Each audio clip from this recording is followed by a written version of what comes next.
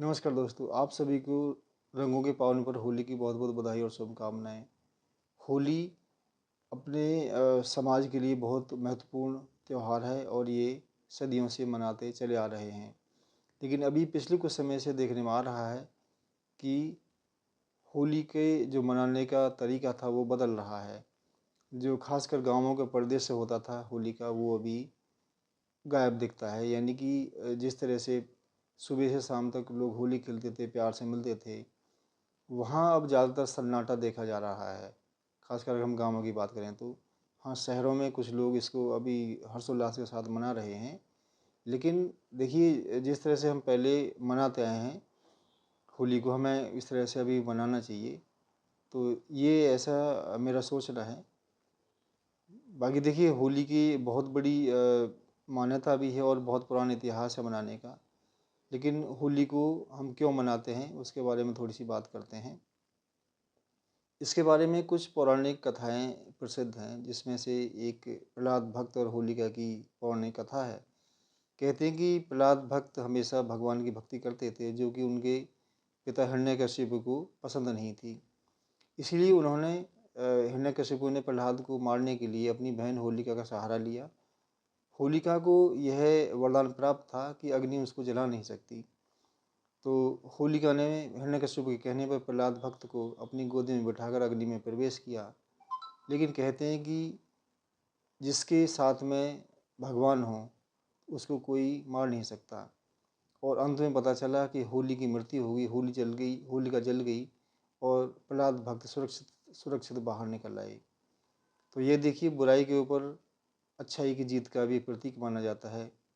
इसके अलावा एक और कथा प्रचलित है राधा कृष्ण की होली, जो कि वृंदावन में और मथुरा के क्षेत्र में मनाई जाती है। यह भी सदियों से मनाई चली जाती आ रही है। कहते हैं कि होली मनाने का जो शुरुआत की थी भगवान कृष्ण ने वृंदावन से शुरू की थी। और वृंदावन और बरसाने की होली अभी भी बहुत प्रसिद्ध, यानी कि पूरी दुनिया में प्रसिद्ध है, मशहूर है। और लोग उसको वहाँ कई तरीके से मनाते हैं। एक जगह लठमार होली भी मनाई जाती है।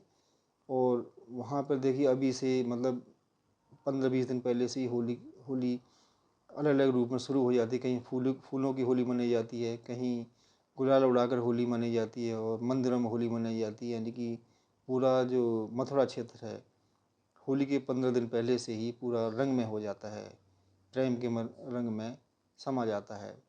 तो ये भी एक पौराणिक कथा है और लोग उसको लेकर चल रहे हैं।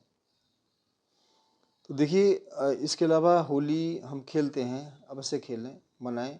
लेकिन उसके साथ कुछ समय सावधानियां भी रखनी चाहिए, क्योंकि होली का कोई ऐसा गलत प्रभाव ना पड़े, किसी को नुकसान ना हो, किसी के स्वास्थ्य को हानि ना पहुंचाए। इसलिए प्राकृतिक और हर्बल रंगों का हमें प्रयोग करना चाहिए।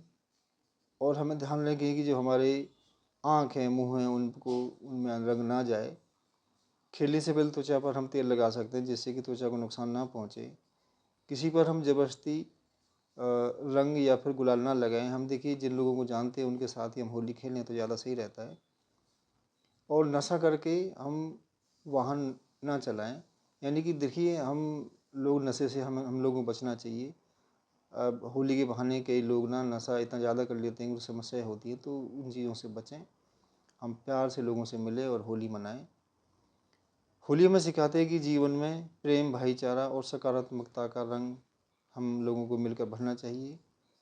आइए इस होली हम संकल्प लें कि बुराई को जलाएं, अच्छाई को अपनाएं और सुरक्षित होली मनाएं।